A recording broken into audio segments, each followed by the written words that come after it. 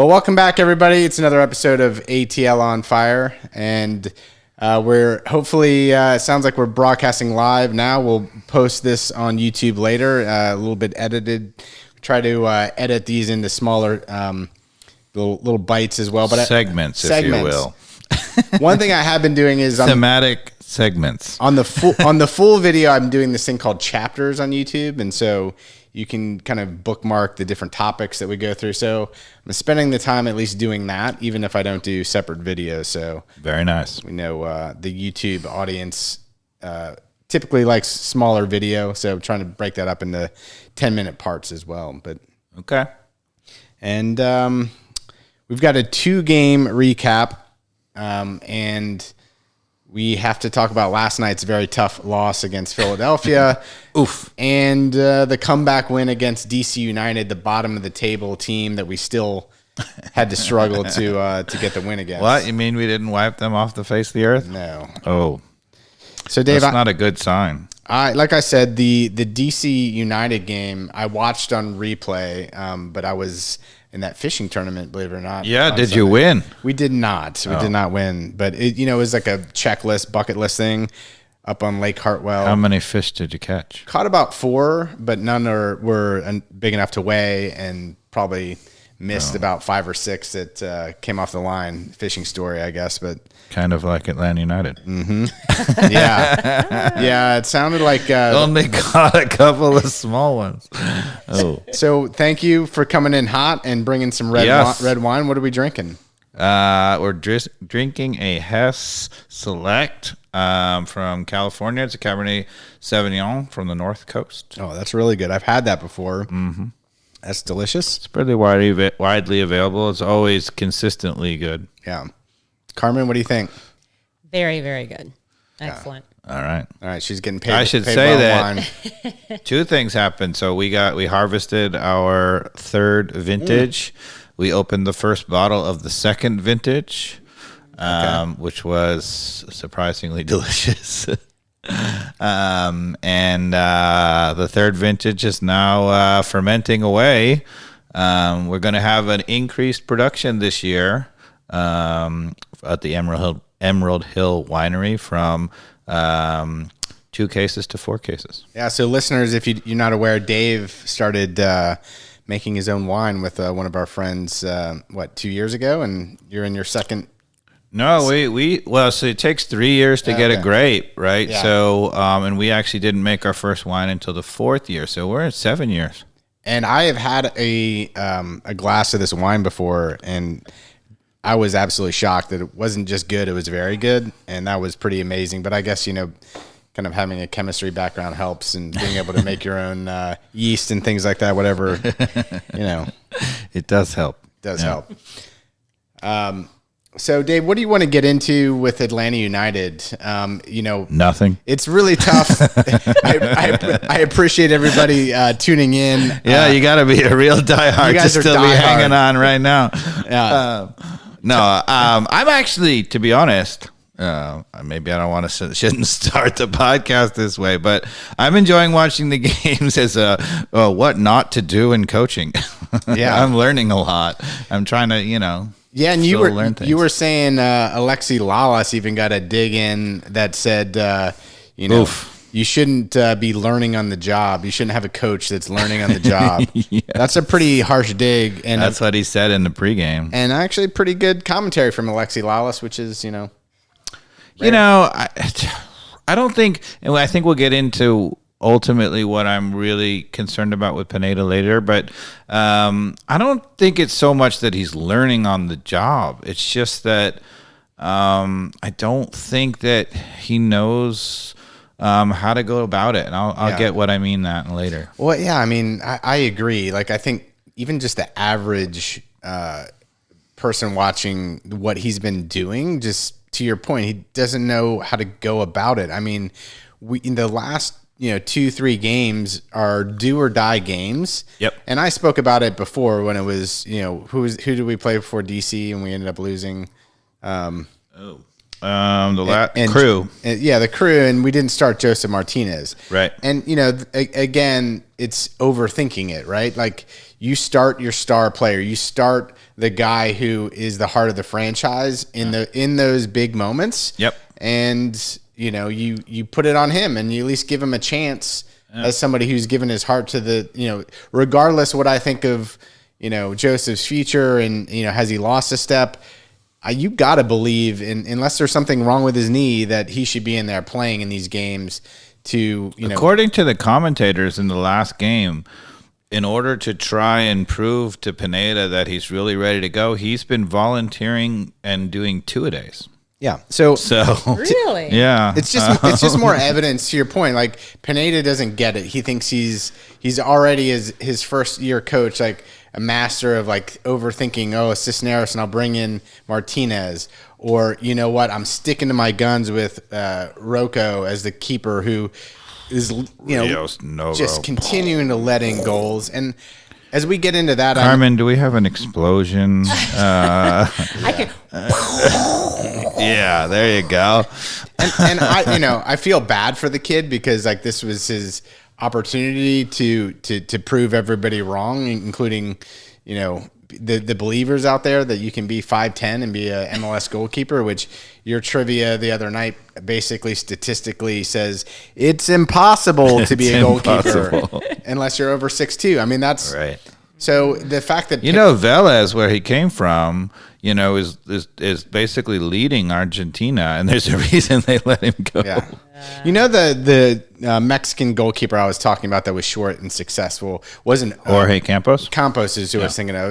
He's relatively short, right? Like he was real short. Yeah. So that's who I was thinking of in the last podcast, not Ochoa. Not Ochoa. Yeah, he's the current goalkeeper who's big. Yeah. Okay, I got you. That makes more sense. Right.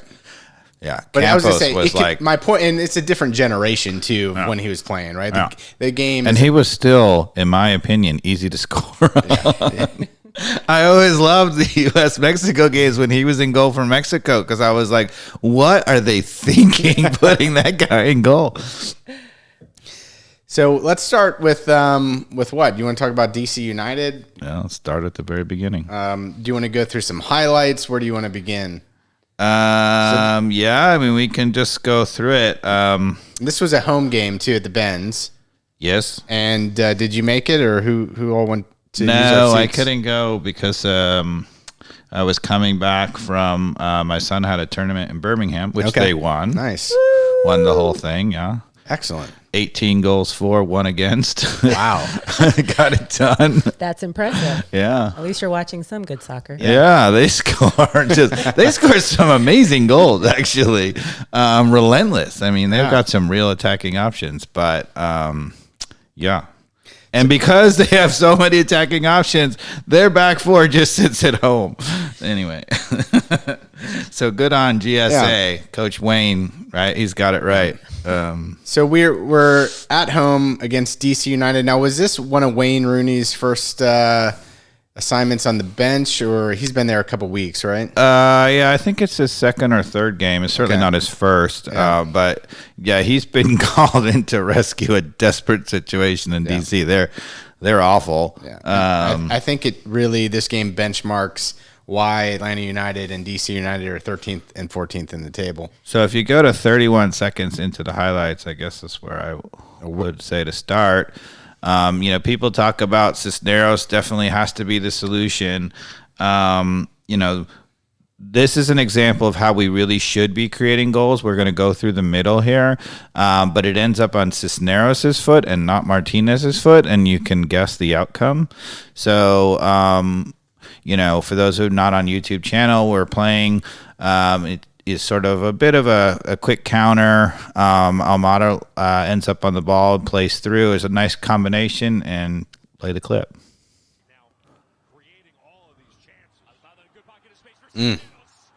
So he just drags it. Yeah, I mean, and you've seen that a lot from Cisneros. He has scored some goals, but in key moments where he has a moment like that, you got to get that on goal. Yeah.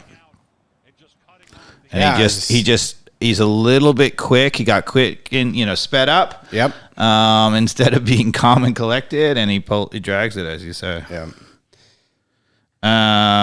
Okay, if we go to a minute into the clip, we'll just do some of these pretty quick, I guess. zonal marking. When will we learn, Mikey Tops? Yeah, I thought we had learned. It felt like we'd finally. We have sort of learned on corner kicks, although as we'll get to later in a highlight, it's still too zonal. But in this case, so we're giving up a free kick to DC. We're holding the top of the 18, which is, standard, makes, sense. But one of the things I want you to notice is DC United has 3 players who are good 2-3 yards off of the line. And when they've clearly realized, they've left one on the line so that, that the line doesn't, cheat up. And they've realized we can drop 3 off. And, what I want you to notice, so what's going to happen on this play is those 3 guys are going to run through and are going to be wide open. Now, we get to the ball first. We clear it. It comes out, and this ultimately leads to the goal that we give up. And I'll talk about that in a minute afterwards. But what I want the viewers to first watch is watch the runners go through. They're not bumped at all, and they have a clean run through. And when you give a player a clean run through and a timed run, they're going to be dangerous. So play the clip. I mean, look at the 3 runners who are wide open in the box. No body on body, nothing there. So we clear it. And do you think if Rocco was maybe 6 inches taller, that maybe you get a hand of that? Yes. We keep talking about that. Yeah, I mean, how does Pineda not see this? And I know you want to champion the kid, and there was some guys that were posting some warm-ups of Godinho. And they're trying to make a big deal of the fact, the shooting drills where the goalkeeper is basically like a glorified cone. Yep. And he's just kind of stretching and not trying at all. They're like, maybe this is why Godinho hasn't got any minutes, and it's that's not how it works. Well, this is going to be a theme of tonight's podcast is Rios Novo, but I'll give you the quote if I can pull it up. In the AJC, our friend Doug Robertson says that Pineda hinted that Raul Godinho signed as a free agent after the season-ending injuries to Brad Guzan and Dylan Castanero may get a chance Sunday at Portland. Godinho, who has played for Club America and the Mexican national team, has yet to make an appearance. So, a day late, $1 short. Now, the question is, I'm assuming, right, Bocanegra is the one who targeted this goalkeeper and brought him in when Guzan went down. Sure. Yet, everyone's like, Boca sucks. And I don't know, what if this keeper's good? And Pineda's just chosen to not start him because of whatever he's seeing in practice. Maybe there's a Mexican cultural thing. I don't know. But it just seems really weird that out of all the tinkering that we've seen from Pineda, tinker, he hasn't given this guy one stinking minute in a real game. Right. Yeah. Seriously, what the fuck? I'm sorry. I don't like to cuss on this. We went strong. Yeah, I come on. He's heating up. Yeah. He's on fire. We're at that point in the season.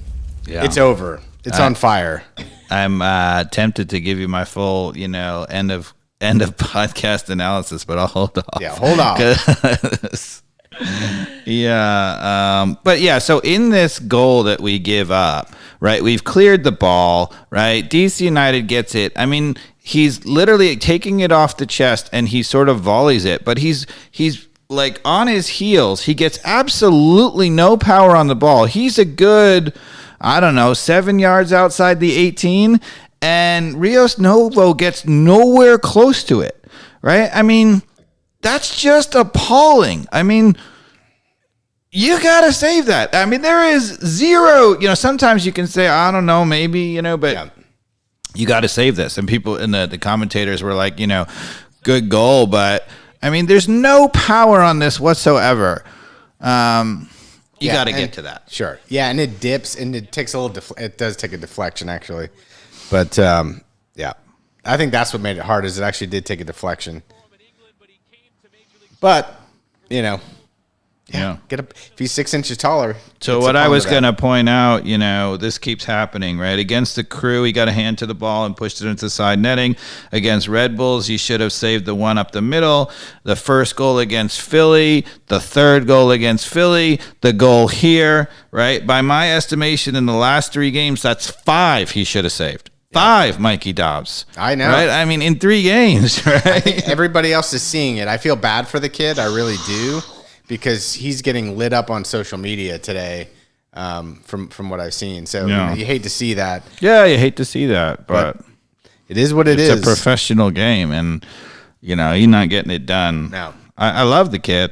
Good for him, but I think he's in over his head. Yeah, 100%. Here's my question: is he good with his feet? Because that's what Pineda keeps saying. I don't think so. It's not special with It his doesn't feet. seem like it. He's does not it? special, and honestly, what he's doing when he's trying to overuse his feet and he comes out, right? Like, because he's trying to play as like he's trying to plus up the team by pushing up and being able to play with his feet and press the backs forward. Like that, I guess, is the theory of like what advantage he would bring. Because he, when he does that, it's like, oh my gosh, like when they give up the ball, like these teams could totally chip him. When he's, I mean, it's several have tried. Yeah, and it's just a matter of time if it's just a matter Pineda of time. just keeps starting, which he might. Who knows?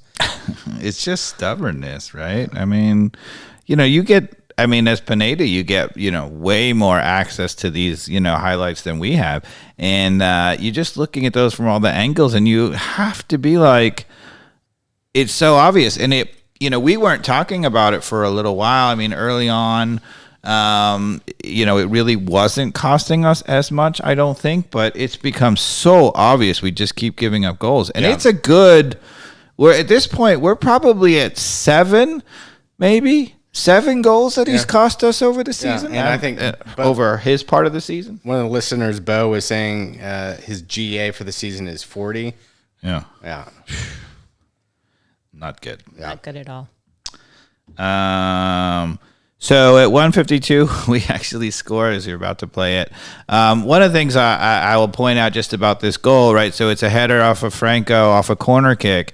And, when we're crossing with the big guys in the box, Franco and Parata, and we seem to have done pretty well worked out offensive, corner kicks, we're scoring goals. Yeah. So, when people come back to us and say about, what's the problem with the bombing down the sides and crossing it, we should be scoring those. But the problem is we're not crossing to Parata and Franco. If they were there all the time, then sure, that would be a viable strategy. And if you weren't actually in crossing all the time. Or maybe Joseph Martinez, who doesn't play anymore. Well, people say Joseph Martinez, and you're going to see him score off a head, but he scores off his head, but it's not like, I think people remember that because it's so memorable when he does, but that's not his modus operandi, if you will. He doesn't score most of his goals that way. No, but he can get up and get a header, and that's a good, well, frankly, the one in this game was a gift, and such shambolic defending on Lennon. DC United, shambolic defending? What do you mean, Lennon had all day to cross. Well, I'm jumping ahead. And, all right, play the clip. Let's see Franco in a moment of happiness for Atlanta United. Franco, good header. Goalkeeper, no chance. Yeah. Okay, and we move on to 239. We give up another goal. Yeah, I just want, you don't even have to play the clip. You could just stop it at 239. Wiley is coming in, and you won't, right now you can't see, it's a little off the screen where the DC United player is so wide open.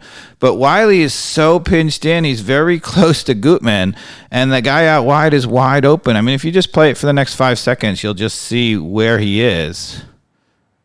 There he is. Pause it. I mean, look at the gap between we're playing 3 in the back, Mikey Dobbs, and we have a guy supposedly outside of that. And with 3 in the back, we are still pinching in our outside back to the point where he's that wide open. So who are the 3? Why in the world? So we've got Franco, Parata, and Gutman is this 3 center backs in this game, right? So yeah, Wiley is very much a wing back in this scenario. Right.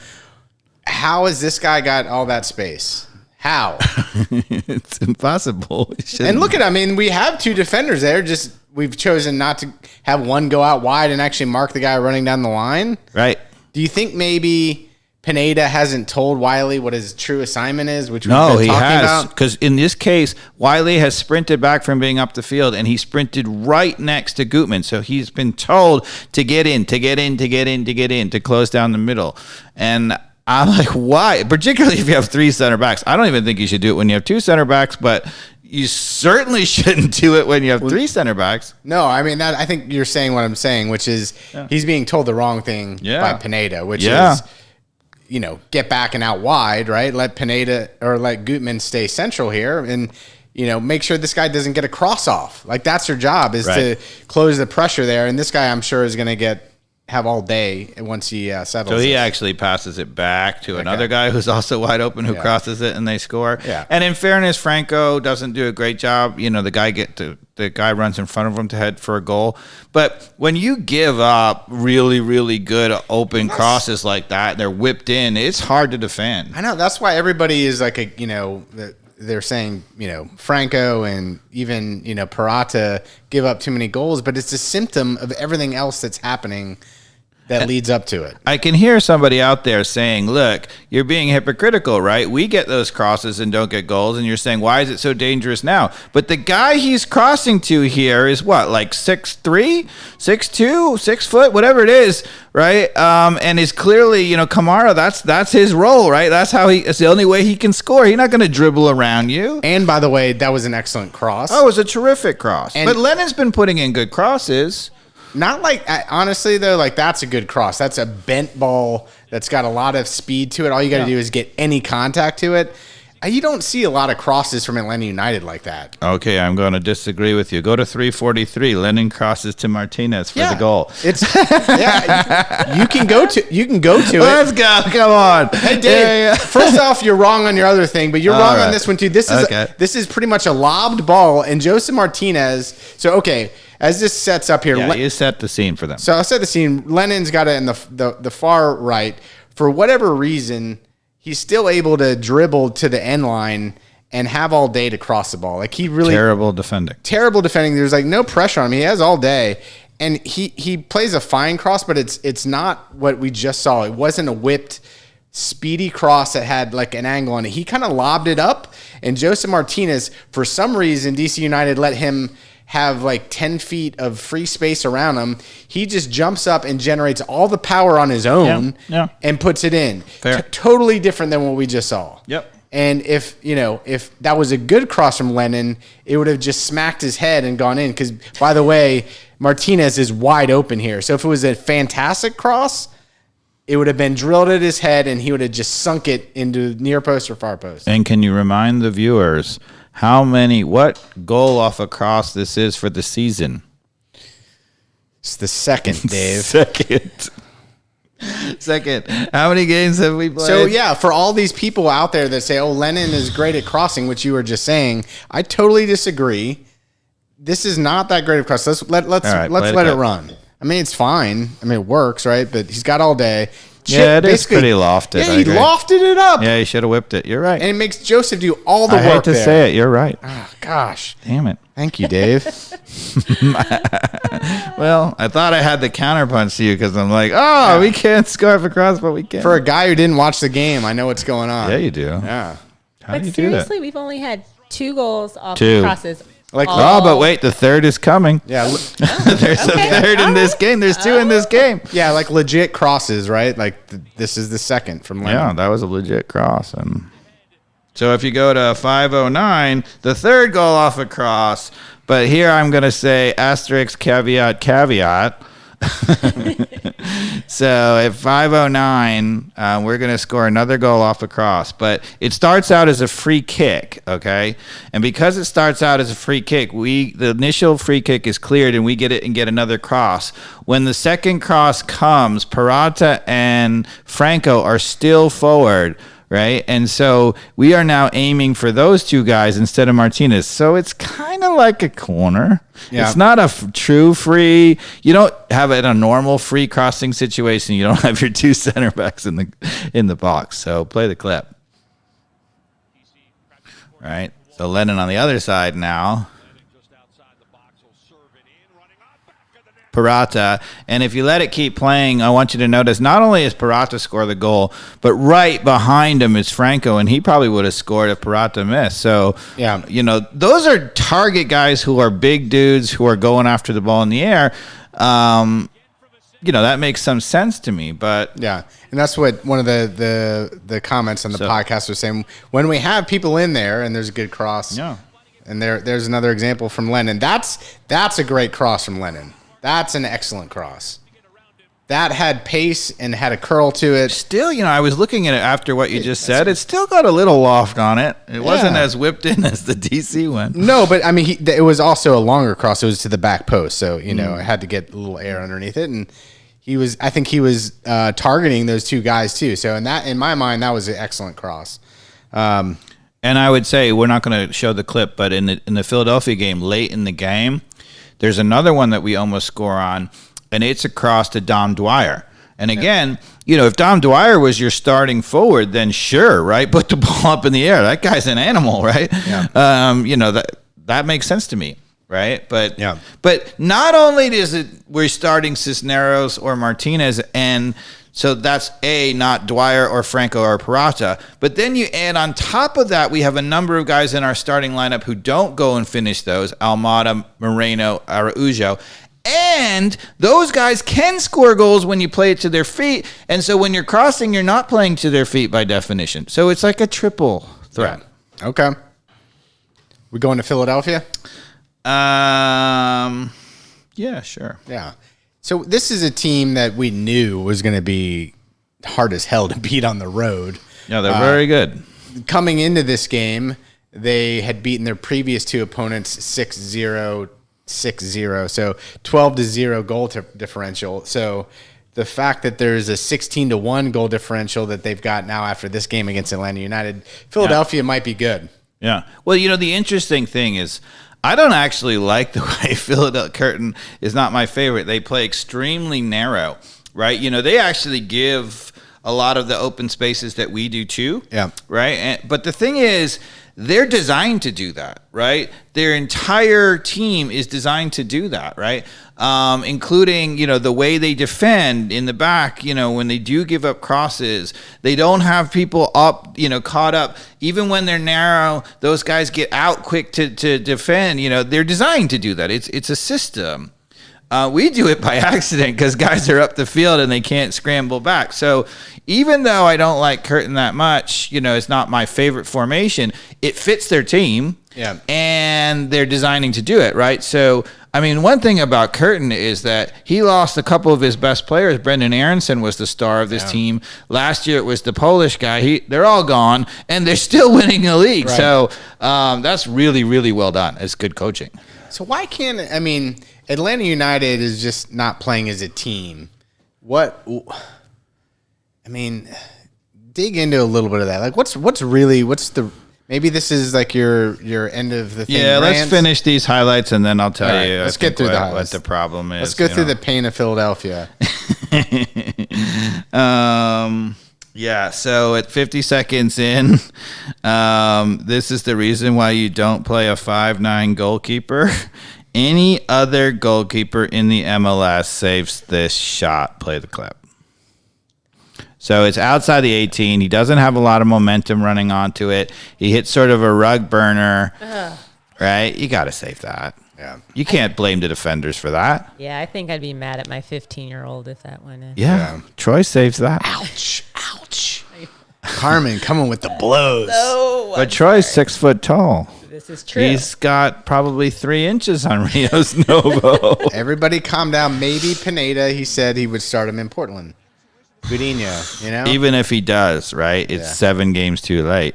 So if you take 7 goals off the table, and maybe the other goalkeeper doesn't make 7 saves, but maybe you take 5 goals off the table. You take 5 goals off the table, we're a playoff team. Yeah.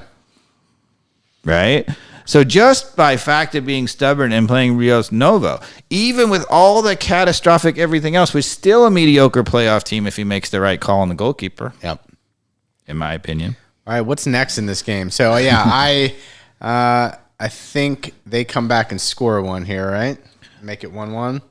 Yeah, we come back and score, and just at 139, it's an attack through the middle. Again, Almada gets on the ball, right? And, again, this is what Atlanta United should be doing all season, is playing ticky-tacky through the middle on the ground, right? You get Almada on the ball in the box. He makes the goalkeeper really work to save, who, God bless, they have the best goalkeeper in the league in Blake. Right. And, he not only doesn't give up the goal that Rio Noah gives up, but he also makes spectacular saves, including on this play. Yeah. It is a sensational save. Now, he has no chance of getting a hold of the rebound because he can only get possibly one hand to it. And Gutman scores off the rebound on a diving header. Right. But,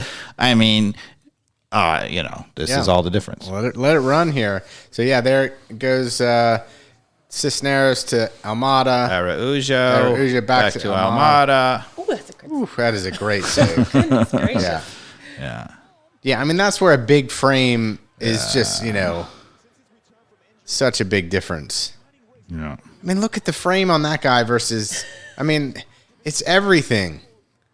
Yeah. I wanna talk about two things. Do you think that goalkeepers wear colors on their jersey for a reason?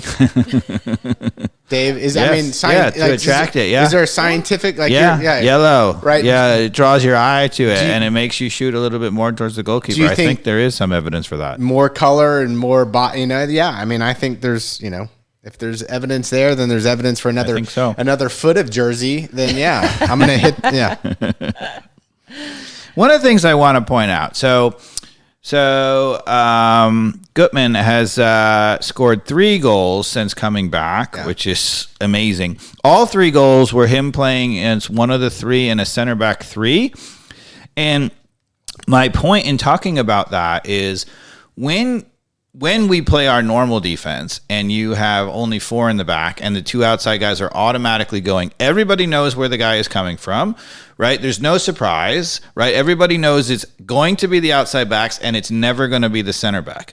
When we play 3, you actually have an opportunity for Gutman or anybody else to go forward, right? Which means you can score that goal, right? Gutman ends up in the 6-yard box there because he's one of the middle 3. He can go forward because if they lose the ball, he knows that there's 2 guys back there. Yeah. Right. And that's part of the problem with their outside backs going forward is, we lose the ball. They don't know that other people are back there. So that's one thing.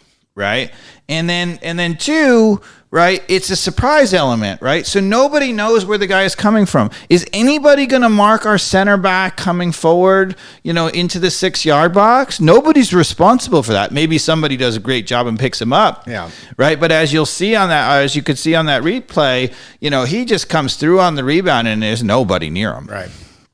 So, that I think, when you're playing well offensively, it's about making the defenders make decisions where they don't always know where it's coming from. It's a surprise. It's different, right?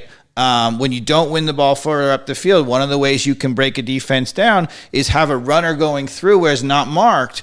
But if it's the same runner all the time, that coach has been coaching for a week. Oh, yeah, that's when we're going to happen. We know what the responsibility. This is what you do. Fine, done. Yeah. Done.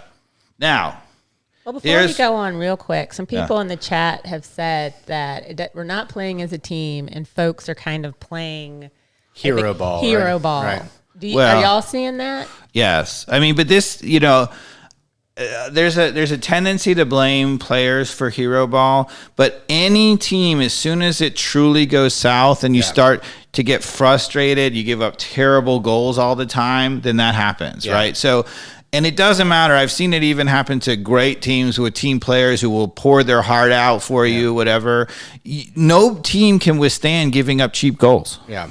And the only hero ball that I feel like I see is you kind of have to let it run when you have such a talent is like Araujo, yeah. You give him the flexibility to take a bunch of people on. But I think someone mentioned this in the comments too. What I hate about Araujo, and he even did this early on in the season before things went sideways. Like even in little moments, he gets frustrated too easily. Yes. And he puts on his... Doesn't have a lot of composure. And he puts on his pouty face. Yep. And that's just not what you want from leadership. I mean, the guy's 26. He's not a spring chicken. He's right in his prime. Right. And that's not what you want to be demonstrating as a leader on the team, which he is one of the older guys on the team. He came from Lille in Ligue 1. I mean, this guy should be the guy who shows the way for these younger kids. Yeah. And he's, kind of giving payback to people unnecessarily. He gets these stupid yellow cards. Yep. I think he has the most yellow cards of any other Atlanta United player. And they're all like stupid ones. They're not like fouls. Although Don Dwyer got one off the bench again. Good for him. What I would say is that, if you have players who have tremendous character, the Roy Keanes of the world, right, then maybe even when it's, whatever, they're still going to be composed and do it, whatever. Right. The average player, as soon as you're giving up cheap goals, is going to go, and I don't think you can really call them as not having character. It's just that's the way it goes. Yeah. Now, we were having a debate about whether we had a disagreement or a bet about Gutman, right? So early on in the season, we were like, Gutman's getting forward into all these great spots. And I'm like, we were worried because we're like, part of the problem is he's getting on the ball with great spots and he's not scoring, and you'd rather have Almada or Araujo or whatever. And I just kind of said I thought that he just looks like a classy player, and I kept saying that I thought he's going to keep scoring. Now, eventually I decided, well, maybe not. If he doesn't score, he's going to score. But I think you thought he would never score. Is that true? I don't think I would say he was never score. No, I don't think I would say that's where I think our lines are divided. I mean, my point was is almost agreeing with the original assessment, even like Lennon and Gutman. Those are the guys and even Wiley, right? Like when they get those opportunities from the bombing down the left and they can get a shot on goal. And I would say Gutman's probably the best out of all of them. I will agree with you on that. But you want your Morenos or Araujos in those situations, which that brings me to another topic. Pineda's clearly benched Moreno and said you're not you're not the solution. And again, it has to do with Pineda's lack of consistency and putting the best players on the field and saying, let's stick with the best players in the field for at least 4 games, Dave. Give me 4 games. Right? Well, I don't know what the matter. You're hinting it. I mean, I agree with you, and I'm gonna say almost exactly what you're saying. Unfortunately, right. I'm unprepared, but I'm just going with my gut right now. Especially with everybody pretty much back healthy, other than Miles and Alonso and Guzan, right? Like we've got the team back. Yep. And that's been the case for the last 3-4 games when it matters most, right? And so. How can you not? You want me to give it to you now, or you still want to finish the Philly highlights? Let's just crank through this and get to the meat of where our heart is, because this season is done, and we've got to start thinking about Pineda as the future or not. Yeah, 253, Carmen in the highlight package. There's a counterattack from Philadelphia, right? Yeah, right, perfect. So. If you're looking at this clip, that's Wiley, a very, very, very fast player in white defensively. And I don't know who it is for Philadelphia. Maybe Gaz, I can't pronounce his name, from Hungary. But anyway, who do you think's getting to the ball? I mean, in this situation, it's tough because Wiley isn't in full stride where the Philadelphia player is. Wiley's a little closer, but he's at an angle. So you feel like it's going to be almost 50-50 by the time it happens, but you're going to go advantage Philadelphia because he's got a straight line on the ball. Yeah, so if he can get a toe to it, I honestly don't remember what happens here, so I'm just looking at this frame. So Wiley's going to come over. It looks like he can get there first, or at least at the exact same time. And he's so worried about getting beat because there's no one else behind him that he pulls out of this challenge. Play it for the next 5 seconds. Oh, see? Stop it. And he had 3 people in cover, all bombing back. Yeah, but this is part of the snowballing effect, right? In any kind of normal defensive play, if you had anybody else back, he goes in all out and he makes the challenge, right? But you see how he hesitated in his mind and he pulled out of that challenge?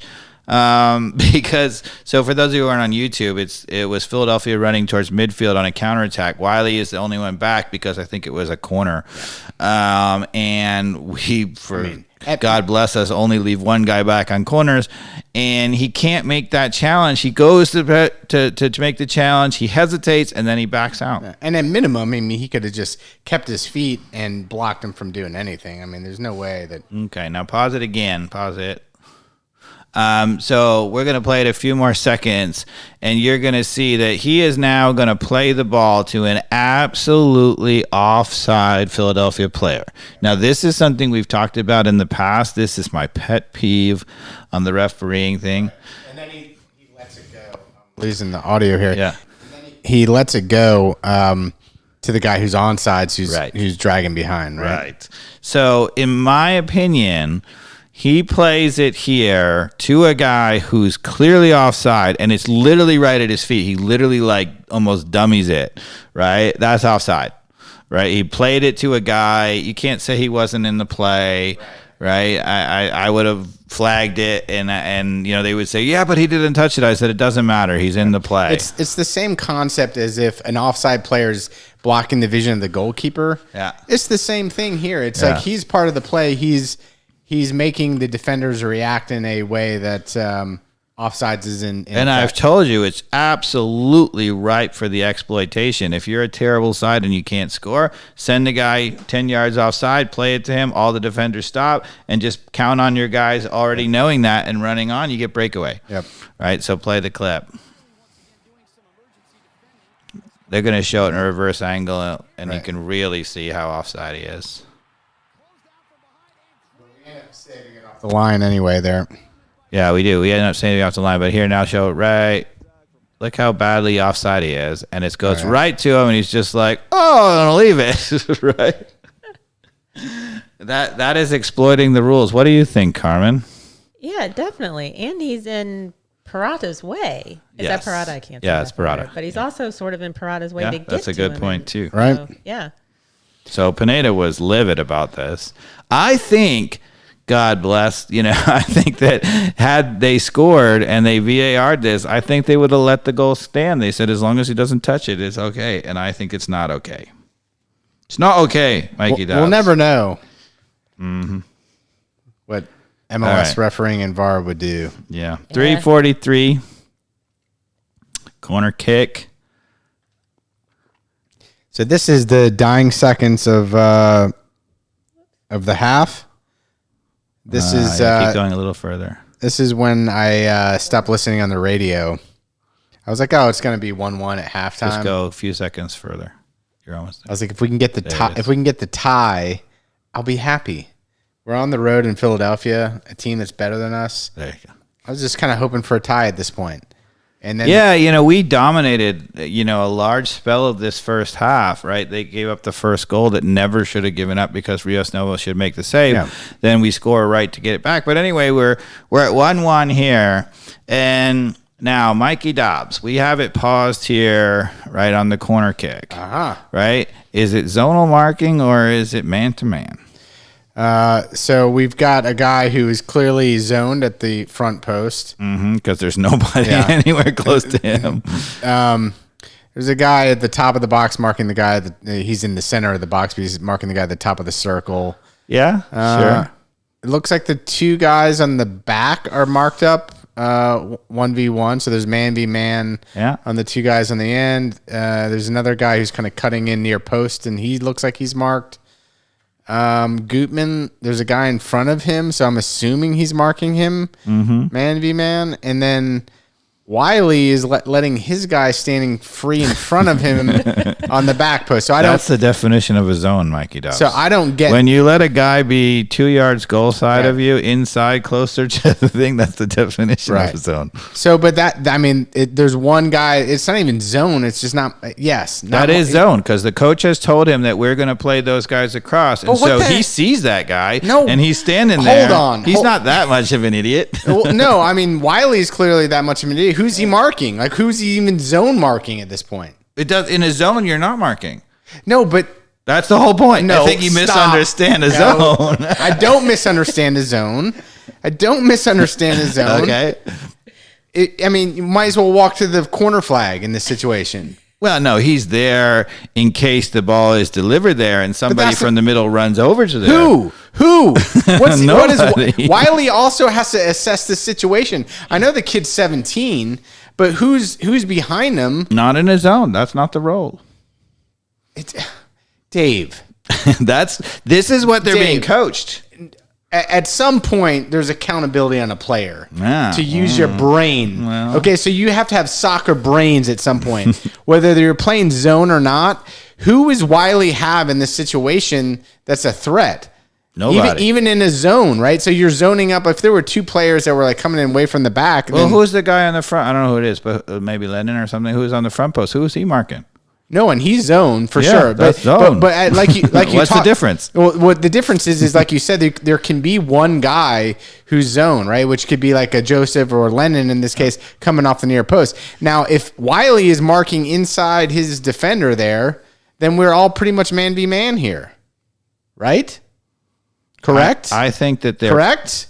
I just went through the whole thing. If Wiley is sitting inside of his guy, we are man v man, right, Dave? You would think that, but it's not actually true. It just looks that way by where sort of Philadelphia players are actually You're asking playing. me to assess what I'm seeing. Yeah, I know. But what I'm saying is, when Carmen hits play on the clip, you'll see that the Philadelphia players, of course, will take off. As soon as they take off, you can tell who's zoning and who's man marking. Because if you're man marking, you go with. If you're zoning, you don't. You stay in there and you wait for someone to come into your zone, right? And so you'll actually see on this clip that the vast majority of Atlanta United players, I think it's 6, are zoning, right? There's only 3 who run with a player, maybe 4. It's a little unclear about the 4th player, but nobody runs with a player, including Wiley has been told as an 18-year-old, this is your zone. You don't go over there. That's supposed to be Gutman or Parata in that other zone there. Now Gutman's got the guy that's right in front of him. Well, that one in a zone, if 2 guys come into there, then it's 2v1 by definition. That's the way it works. Let's see this. I think this was designed to be man v man, and Wiley's on an island losing his mind. No. Go ahead. Let's hit this. Yeah.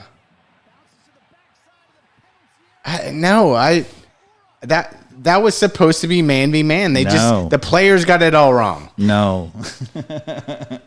No, you're wrong. No. Coach Dave, you're wrong. I just disagree. Like I will at the bar with you. I disagree. So wait, freeze it. Oh, I missed it. Okay, go back. Just go back All a right. few things. I'll tell you when to freeze it again. Let's see. Just go back 10. Yeah. A little more. Yeah. Okay, I hit play. Let's see if I can. Hold on a second. All right, ready. And freeze it. Okay. Yeah. So you can tell by definition that it had been a zone, because in a zone, the players are there and they go after the ball. If you're man to man, you mark them the entire time. If you look, there are 3 players at the 6-yard box on Philadelphia, all of whom are wide open. That is the definition of a zone. Because otherwise, you have to say that Parada doesn't know what he's doing, Franco doesn't know what he's doing, right? Araujo doesn't know what he's doing, Sosa doesn't know what he's doing. Correct. I don't buy it. I honestly think in that scenario that is none of them know what they're doing, because they marked up on a player, okay, man to man. We just watched it. They set up as. So what you're saying is they set up man-to-man and they chose to play it as a zone because they all attacked the ball and left their man, which is exactly what happens. So I'm not going to disagree with you that the players played it like a zone, but they set up from the onset like it was man v man. They played it like a zone because it was a zone. No, they played it. They played man v man and then just ran towards the ball. I completely disagree with you. They left their mark. Had they bumped their guy and stayed on him, there's no such thing as leaving your mark in a zone, because you're supposed to be marking an area, and when the ball comes there, you go to the ball, right? The whole idea of a zone is that there can be no spaces open because everybody is equally, spaced out, and you only go to the ball and try to win it if it's in your area. right? And so it doesn't matter. There can be 3 guys who run into your area. That's no problem because you're there. You win the ball. That's the idea behind a zone. Now, anybody who knows would say 3v1, we're in big trouble, right? That's why it doesn't make any sense, right? It doesn't make any sense. Well, that's maybe why I'm confused, because every one of our players it's awful. had a man, and they chose not to stay with him. Yeah, because they're in a zone.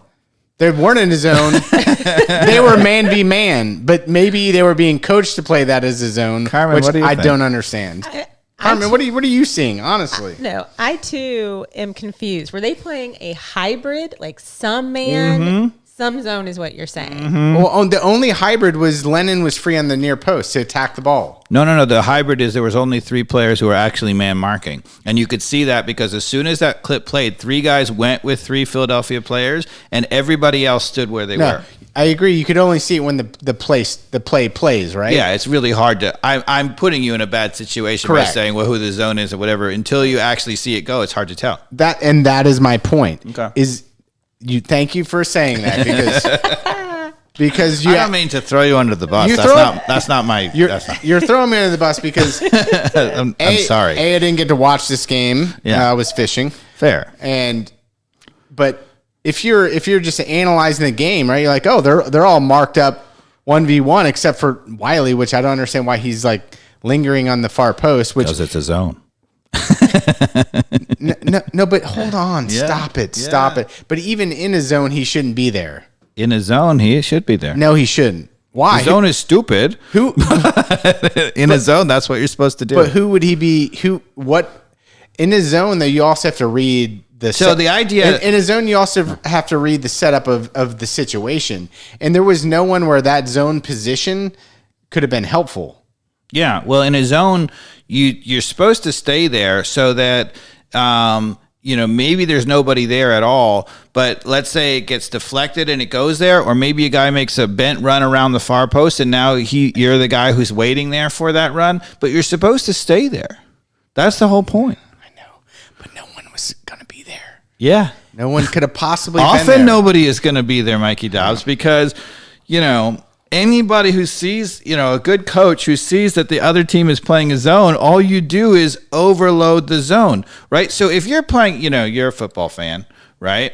So if you're playing football as in soccer, as in American football. No, I stopped watching in 2016. Well, you've watched. I don't know if you remember game 28-3, but that was the last time I watched. Yeah. So if you have a zone, which happens a lot in the NFL, it's really hard to cover man-to-man, right? They usually have some guy trying to cover man-to-man, and then there's somebody's zone to pick that up. It's like a free safety or something, right? But if they play a bunch wide receivers, right? So let's say they play 4 or 5 receivers all on one side, and you have a zone and you only have one guy over there, right? The defense is always going to audible out of that and change, right? They're never going to leave the one guy trying to mark 5 guys. But in a zone and a corner kick in American in European football, soccer, right? You can't audible out of that, right? That's the whole point. No, that was my point. Is anybody who has soccer brains, which I'll give Wiley a little bit of slack here, should have realized he was no good. Sitting outside playing zone on no one that could get into that zone. That's my point. But that's not what the coaches are telling them. Their coaches are like, this is your area. And sometimes you defend this area. What the coach told you and what reality is are different than what's being a good soccer player. Sure, but why would the coach tell you if it's bad? Because this coach is not a good coach. I mean, I always go back to Benitez when he was coaching Liverpool. Right, and he was one of the pioneers on zonal marking defensively, right, on free kicks and corners. Rafael Benitez. Yeah, Rafael Benitez when he was coaching Liverpool, and he's like, zone is much better. We don't get picked off. There's all this chaos that goes on, and the zone is the only way to defend it. And the journalists said, yeah, but you've given up by far the most goals off of corner kicks and free kicks in the league. He says, and he walks off don't ever let reality get in the way of a good system. Don't let stats bother you. Yeah, like, I mean, speaking of stats, how many goals have we given up on set pieces this year? Oh man. Ooh.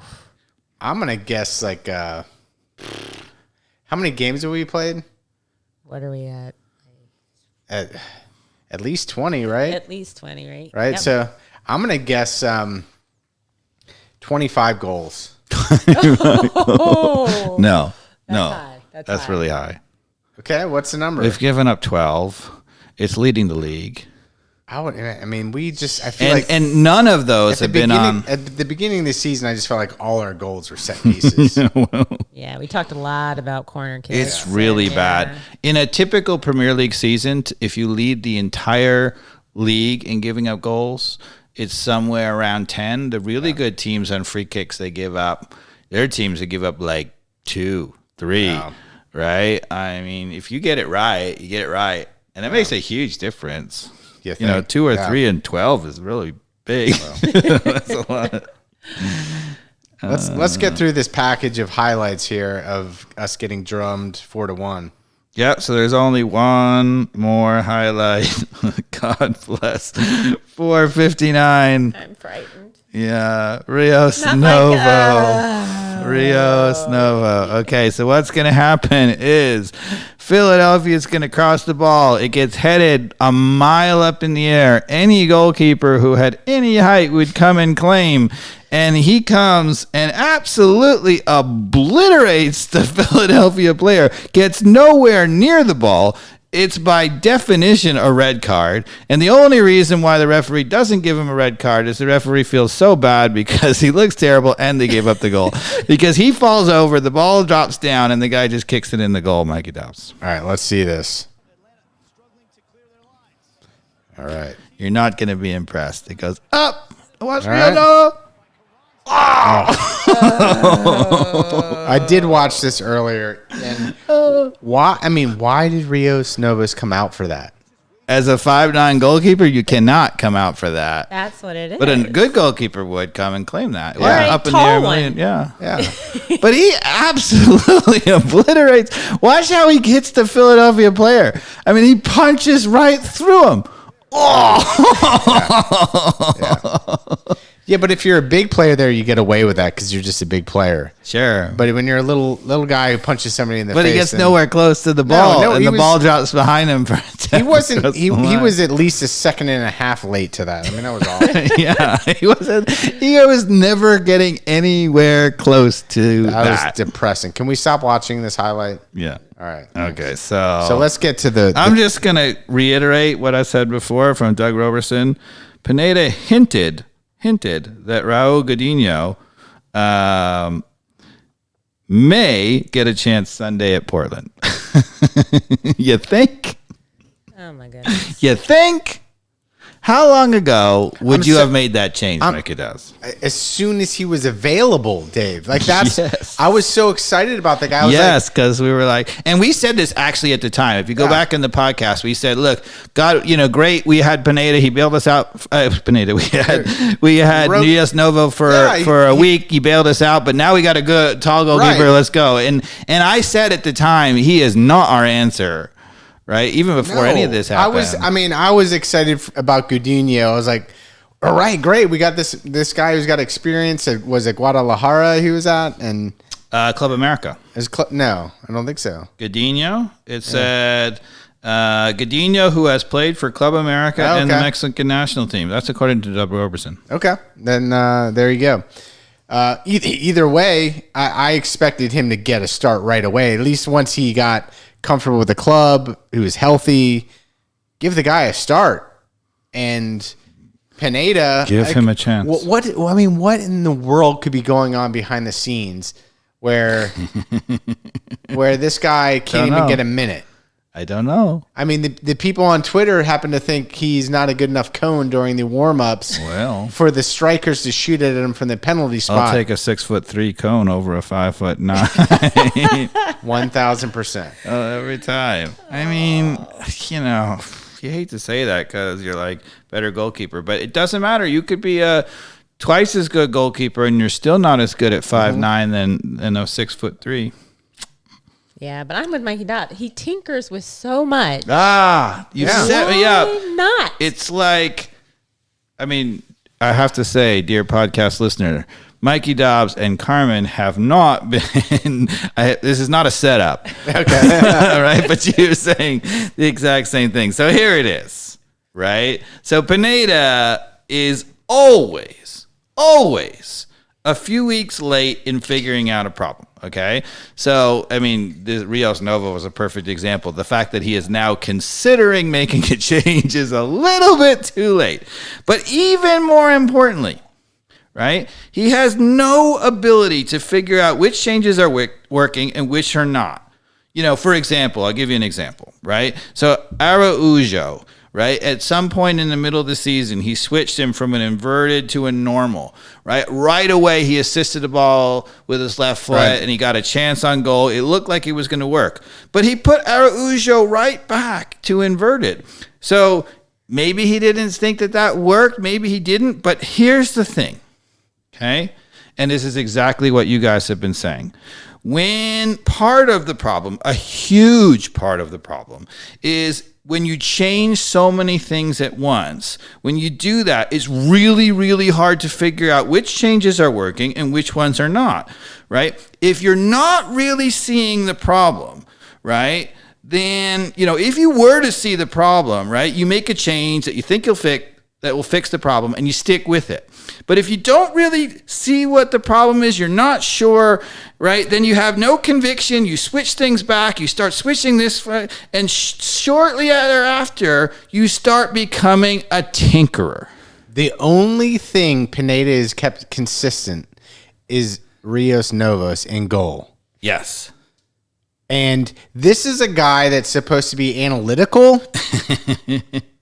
Yeah. That he can't look up what you showed in 3 podcasts ago, that 79% or 79 other goalkeepers in MLS that are on an MLS team, 79 other goalkeepers are over 6'2", which means really most, and I think you said like 99% of the starters are 6'4". Yeah, they're 6'3" or 6'4". Yeah. 6'3". I mean, you're 5-6 inches. That's gigantic in any sort of sample size of what is relevant.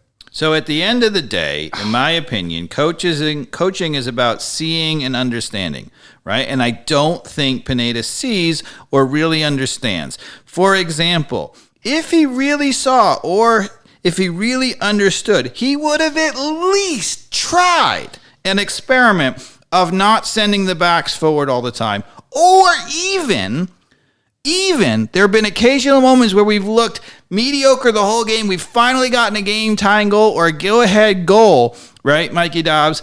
And he's still sending the guys back, you know, outside the sides, guys bombing down the sides. And so if you can't see it and call it off then, that means you have no idea that it's causing us a problem. Yeah. Because even if you felt like it's such an advantage attacking-wise that it's worth it, you would never do it if you just got a 1-goal lead and there's 5 minutes left in the game. You would just call off the dogs. He never does, which means he doesn't see it as a problem. I'm exhausted, Dave.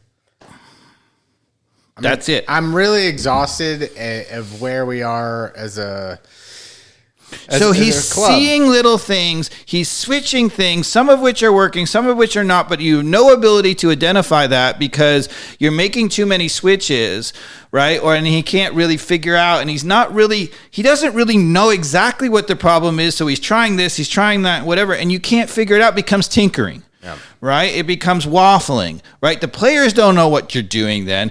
You're not actually, you know, even if you're wrong, Mikey Dobbs, if you think that there's a problem and you make one consistent change to fix it, then the players can believe in it. Yeah. Even if it's not right, you sometimes will overcome that because the players are like, whoa, the coach sees what the problem is.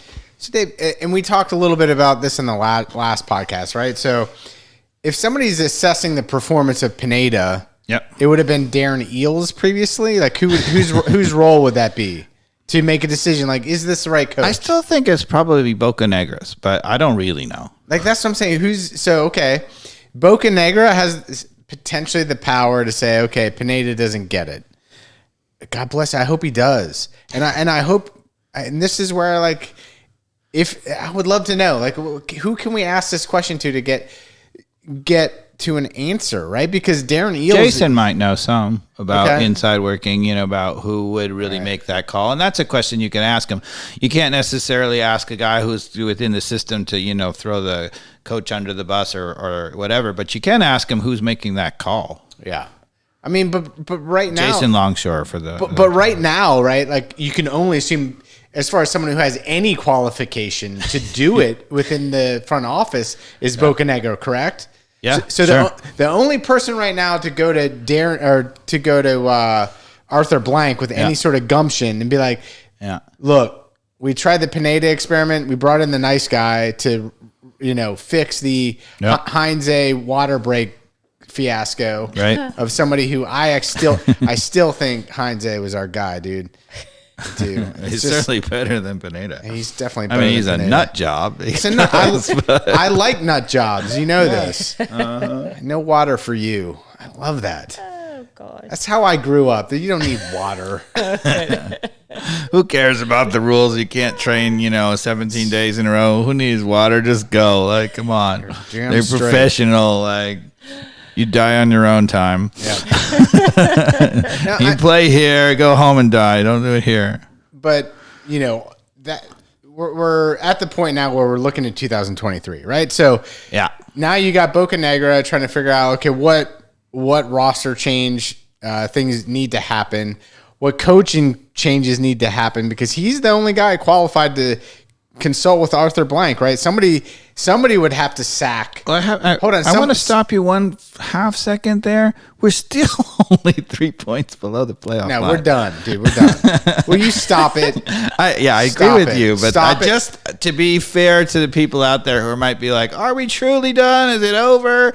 Points wise, It's done. well, what I would say is the counter to that argument is points wise, you've needed to make the playoffs in the past. We're not getting there. So I agree with you. I think those of you who are thinking that we're only 3 points below the line, it's overly optimistic. It's not going to happen. So go ahead. Sorry. I think we have a chance. I'm just going to put it out there. I'm going to put it out there. Just saying there is a chance. Samsonite. I was way off. Dumb and Dumber. Yeah. I'm here for the jokes. Yes. All right. So we're looking towards 2023. Yep. We've got to make some changes, Dave. This is not working. Some, just one. Exactly. So this is It's an easy fix. It's an easy fix. Find a coach.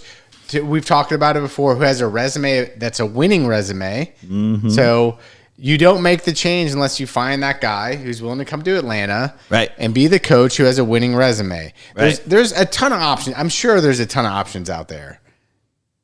I think people think that there are a ton of options. They're not really. There's surprisingly few really excellent coaches. Now, I think a mediocre coach with this team would have us well above the playoff line. Maybe even have an outside chance of winning a title. I think we can do better. So what I would say is, even if you don't get it right and get a real winning coach, we'd still be way better off. You don't think we could attract like a Liga MX coach with the U.S. Dream, like wants to make a Tata Martino? no, he's Argentinian though, I know. and he's the Mexican But he's the international. Mexican I'm national talking about coach, like a that's Liga MX coach, right? Like a guy who's got a winning record, right? A guy who's proven, he's got years of experience. Yeah. How can we not get one of those guys? Well, to be honest with you, even as I have said in the past, which people go nuts about, right? I'd even go in the college ranks and find, Caleb Porter came out of nowhere to win national title with Akron, right? And he can clearly coach, right? Coaching is coaching at any level, right? If you get a winner, right? I mean, I don't know that yes. There's can they handle this kind of, the professionalism, the press conferences, the dealing with egos, who knows? Yeah. But so I'd rather have a professional coach with a winning record. But if push came to shove, yeah, I feel like if you're doing your research, right, and like who's in the English Premier League, even Champions League, championships sides, right there, maybe one of those coaches wants to be in the U.S. for a little while. Somebody who's got a winning record, right? That's even like a mid-level team that's overachieving. well, Tuchel's about to get fired. Oh God, don't, Don't bring him here. He's my I don't- least He's favorite. got a winning record. He's my least favorite coach. Well, who it is? I mean, Pochettino's available, but he's not coming here. No, there's some guys who are just not coming here. Right. I mean, I agree. One thing we've done, and I don't know the coaching is not as much. We've brought in a lot of players from the South American ranks, and I think that would probably be one place I'd be seriously looking is at the coaches. I would take a coach who's doing well in Argentina or Brazil. We bring all these players. Why don't we bring a coach from? Yeah. And they might want to get out of the madness as the players do of all that. Yeah. Have stability, get paid a lot. Don't have their car tires slashed after they lose a game. That probably happens down there. Yeah. But Tata's the obvious one. Why not? I know we talked about it. Tata's Bring him not back. coming though. He's not coming. Why not? No. What else are you gonna do? He left Atlanta United because he said he didn't. The rigor of the MLS schedule.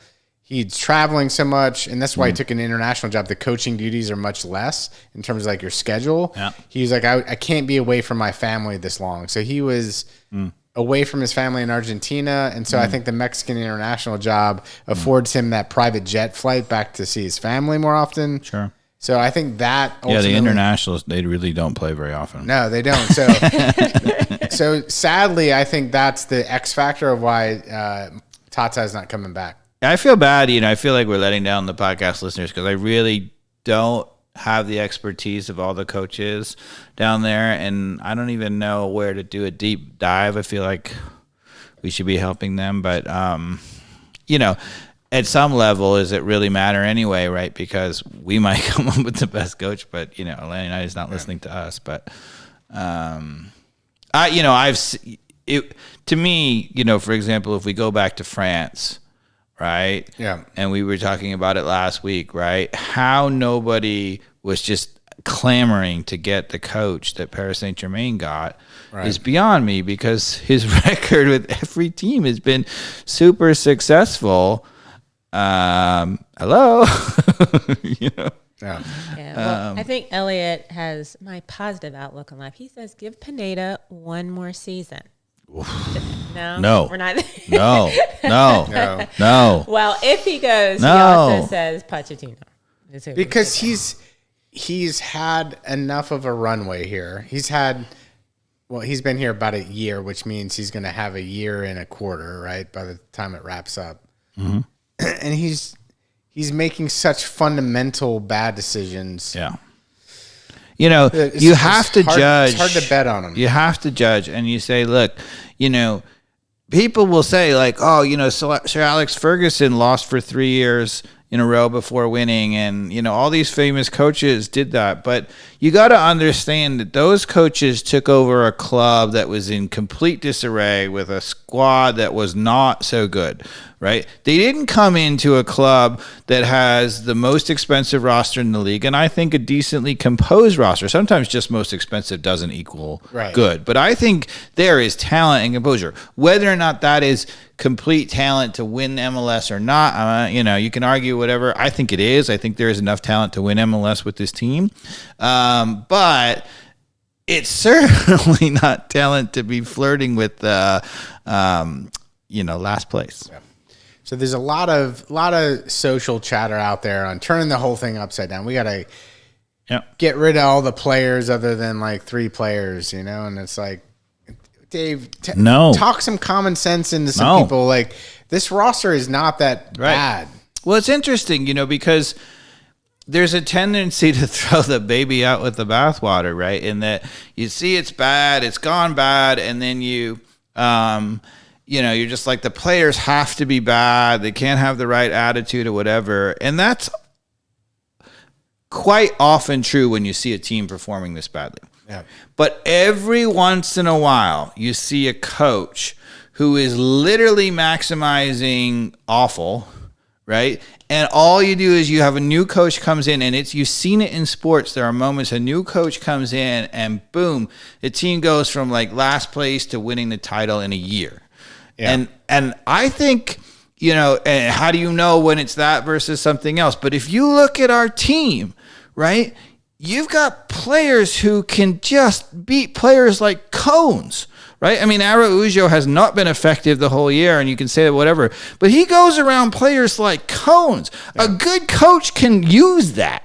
Right? Almada is an absolutely brilliant. He makes great decisions. As the season's gone on, he's had less and less good decisions to make because, the team is just falling apart. People aren't making the runs anymore because it's all, terrible and whatever. And you got this weird anomaly of Moreno, who clearly is a very skilled footballer. Yeah. And so when you look at that, and as a coach, he doesn't know how to use his chess pieces. He does not. Right. Has no idea. He has no idea what to do with this team.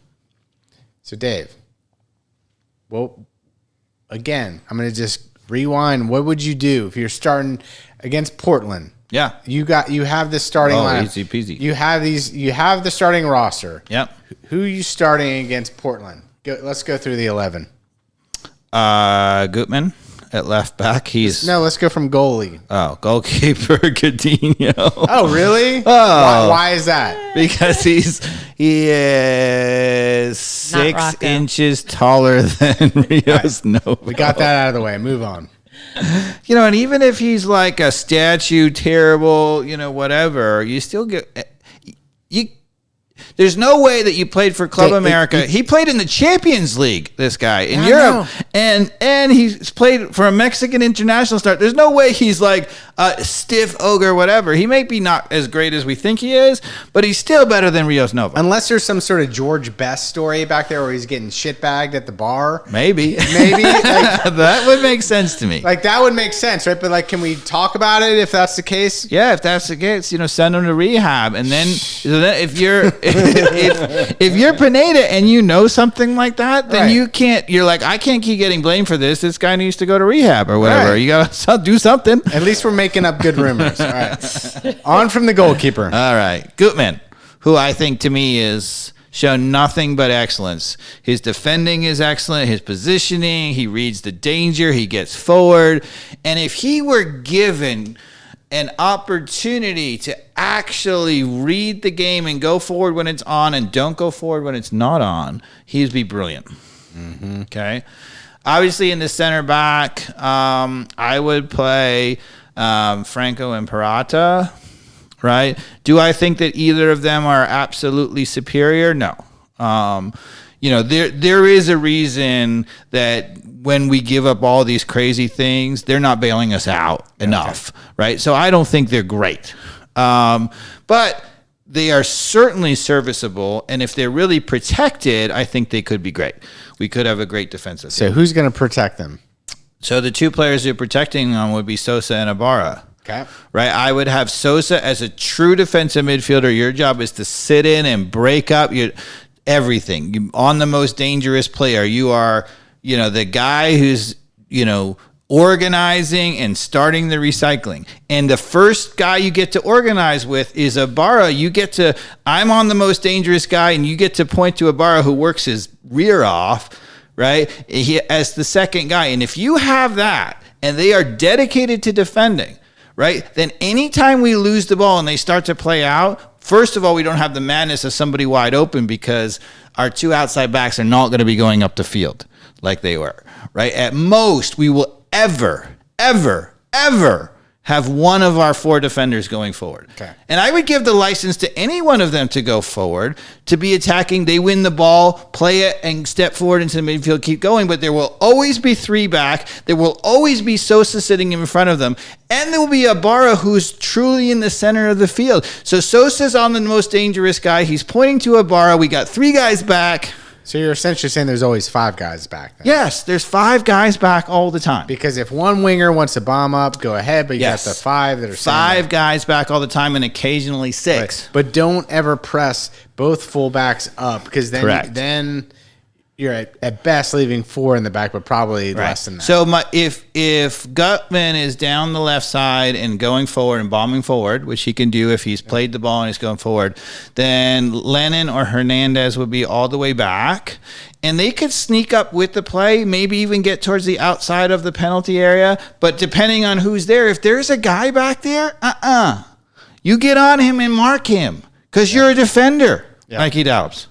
I don't think they're getting that directive. No, they're not getting that at all. Nobody's ever said to bother to tell them they're a defender, right?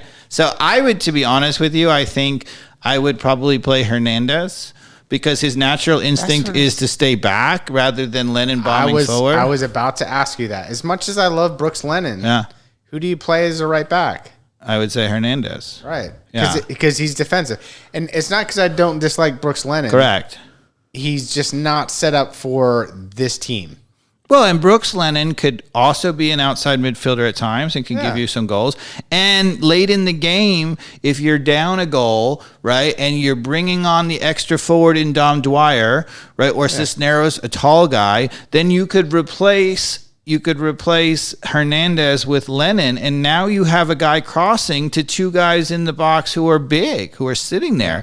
And if they're sitting back in siege mentality, then Lennon can be a weapon because he can serve a nice ball. So with Gutman being your guy who's got football brains and can attack forward, at least shows some capability of like having some finishing quality. What about Mascara, this new guy? Mascara is an absolute change of pace off the bench. The guy who I'm going to bring on often in the 70th minute, and the defenders are like, oh my God, we have been watching you guys interchange all the time. They've been getting beaten up by Gutman the whole time. And we are going to keep them shoved in their own end because when we have our five guys back, they are not going to get past half field very often, right? We are going to recycle balls. Right? Okay, so we keep going? Yeah, keep going. So Almada in a free role in the midfield, right? Your job is to find the pockets of space right and left in the center of the he's midfield. Acting as a 10, really. A true 10. You get on the ball and you create. Right? I mean, let him run the show. Yeah. Your job, not defensively. He can come back sometimes in double team. You've got Sosa marking a guy. You got Ibarra marking the second guy. He can come back and be that pesky guy who double teams and stuff like that. But that's his defensive role. Yeah, shakes it up, gets back to Sosa, then it gets released, and then Almada. The few times when they get up the field and we're trying to get out of our back, I want Almada open every single time. I do not want you ever coming back to our 18-yard box tracking somebody unless, emergency, everybody's out forward. But basically, you should be open every time the ball turns over. We want you available, and we want you on the ball and hit the gas. Because once Almada gets on the ball, I got two wingers who can really fly and who can go by players one-on-one. I got Araujo on the left, and I got Moreno on the right. Both of those guys, one-on-one on those outside spots, nobody can handle them. Frightening. Both of them can serve a ball. Both of them can get in and combine at the back post and score goals, right, through the middle. So if we play out wide to Araujo, Moreno's not going to be out all the way out wide. He's going to be making that diagonal run and trying to combine in the middle. Right? And he's not going to be running into the other guys in the middle because Ibarra and Sosa are sitting. Who are you starting up front? Martinez. Okay. Because we're going to play through the middle all the time. We're going to recycle the ball all the time. We're going to play, lots of little balls in the middle, and we're going to get him, an opportunity to take one touch and shoot and show his finishing ability. If we were to start that starting lineup, five games, right? Yeah. What you just described, right?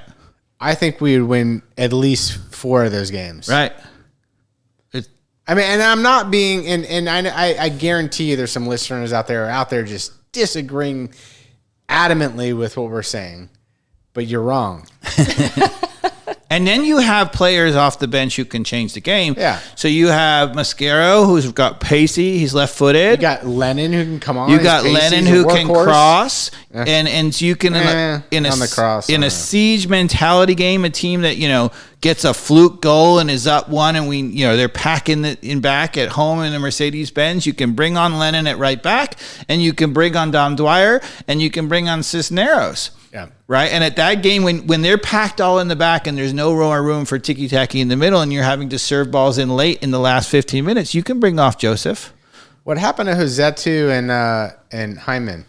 So Josetu is the guy who spells Almada. Right. Yeah. So, we're going to score 3-4 goals a game, and I'm going to get Almada off the field a lot of times to help him. There are even times when I'm going to rotate and maybe rest Almada and give him a random start, particularly at home, and that's okay because he can play. Yeah. Right. And as long as you're not going to give up the cheap goal that we're giving up, right, then even though if you lose Almada, maybe you can't really score the 3 or 4 goals, but there will be times as long as you're not giving up the cheap goal, you're giving up 0 or 1 at home, you score 2 at home, it's done. Yeah. And as far as one of the reasons we need to wrap this up, but and Amar Sedic, the fact that he's starting and getting minutes, to me, is one of the biggest reasons Pineda needs to be out. Yeah. It really makes my blood boil. I mean, he is just such a average Joe that I can't get my head around it. It just shows that Pineda's logic on ignoring talent for the sake of whatever. Well, offensively, he's not nearly as good as Almada or Josetu. Defensively, he's not nearly as good as Ibarra. If you're late in the game and you're trying to kill a game, you need possession, you can bring on Hyman, who's going to make a good pass. Sadic has shown he can blow a game late in the game by being terrible defensively. The other one you haven't mentioned who can also come on and change a game, Wiley. Yeah. Right? Ooh. I mean, Wiley looks to me like a real talent. He is. You forget how young this kid is. Super young. I will not crack on that kid at all. He's got a lot of potential. Yeah. So there would be at times, depending on who we're matching up against, you could either start him and occasionally have Araujo either off the bench or Araujo as a false 9, not play Martinez. Yeah. I'm okay with that occasionally. Right, you can rotate through that, and Wiley can come on for Araujo if it's not Mascaro, right, or maybe both. And didn't you think, I think somebody mentioned this in the comments, Wiley getting this experience right now, sometimes being in the doldrums like this as a young player, it's going to pay off for him when things start clicking and players around you start elevating you instead of the whole system bringing you down. He's playing against the current right now, which is got to be honest with you, I think that Wiley, even defensively, has looked pretty good. Yeah. It's just the times when we've been catastrophic out wide on the left is when he's been asked to go into the wrong position and he's not even in the right spot, right?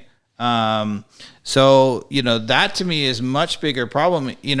Nobody's really dribbled by him that much. Now, McFadden, on the other hand, there were people dribbling by him quite consistently.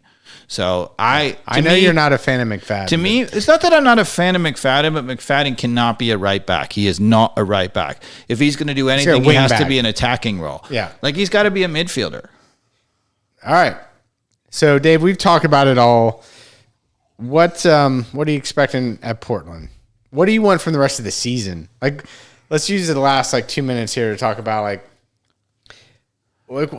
as a fan, what do you want? Well, ironically, how do you get on the front foot in Portland, right? You might say there's a tendency in Pineda I could see being we want to be on the front foot, so we're going to play, and he's done this once, right? He's going to play all 4 Mama, and he's going to play Cisneros and really try to bomb and whatever.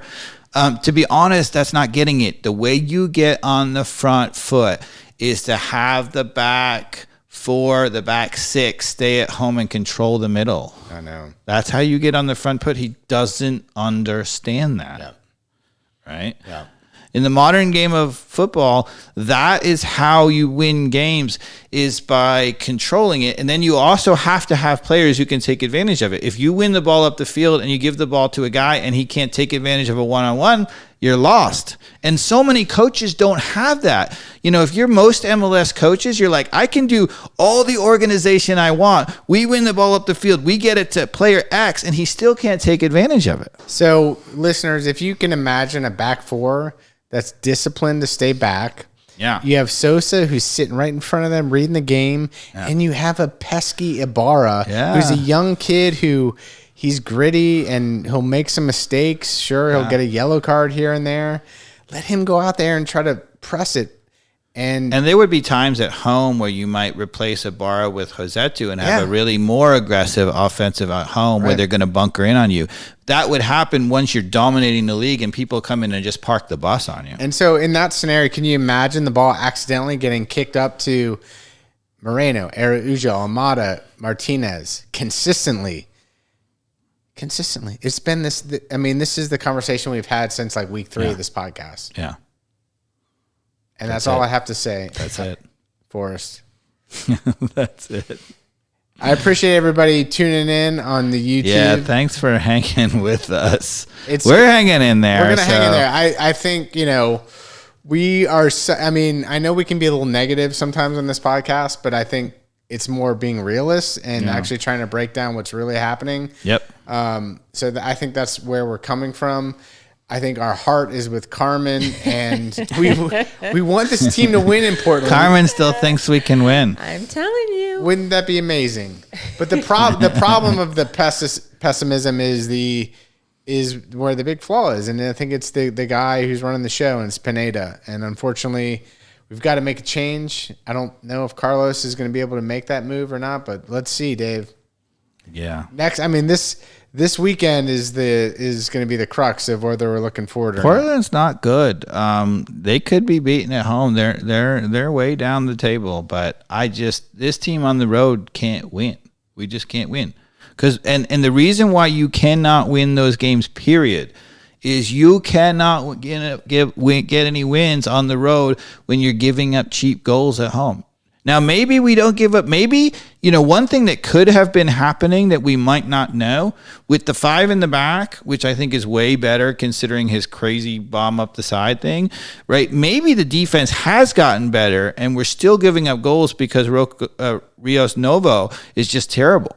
And so you switch to goalkeeper, you play 5 in the back, you don't give up that cheap goal, and now you finally hang in there for a while. You might just have the opportunity for those guys to go win it. Now, that's not going to help you long term because unless you can win the ball up the field, this team's never going to win. But you might pull off an upset. All right, I'm exhausted. I'm actually going to say that if he changes the goalkeeper, that we get some type of result, probably a tie on the road. It's not going to help us. I mean, but it's better than losing. That is true. But literally, like, if he doesn't change the goalkeeper into the next game, Well, he's already made his bed. But who says he's going to change the goalkeeper? Because if he was going to change the goalkeeper, there was evidence in the last 3 weeks that you should have changed the goalkeeper. And there was evidence from the very beginning because you can't play a 5'9" goalkeeper in the MLS. That's evidence of why Pineda is so weak. Yeah, it's not good. It's not good. He's so weak. So if he's stuck to his guns, he's the guy. He's at practice. Yeah. Rogo's my guy. Then why change it? Yeah, why would he change it now? Why would he change if that's what he's got in his head? I agree. Just because I'm saying it on social media? Yeah. Is that what he's going to do? Well, I think eventually he's going to bend to the pressure. He's seeing it all over, and he's going to be like, and if you're a really good coach and you really know the difference, you would never do that. You would never do that. Yeah, I don't listen to the fans. So this is going to be the evidence. He's going to start Godinho for the first time against Portland. Yeah, but he'll make two other changes. Which is two other changes, and it's going to be evidence of why. Sorry, Elliot, this is not our guy. It's not our guy. And I don't think as much as I don't like Alexi Lawless, right? He was like, one thing about Atlanta is big and bold, and we're going to spend the most money in the league, and we're not going to have down years, and we're expecting to win all the time, right? That's the way we set ourselves up. And he's like, I loved it. They came in, they won the league in year 2, right? But what's happened to that team since? What's going on with Atlanta United? And I think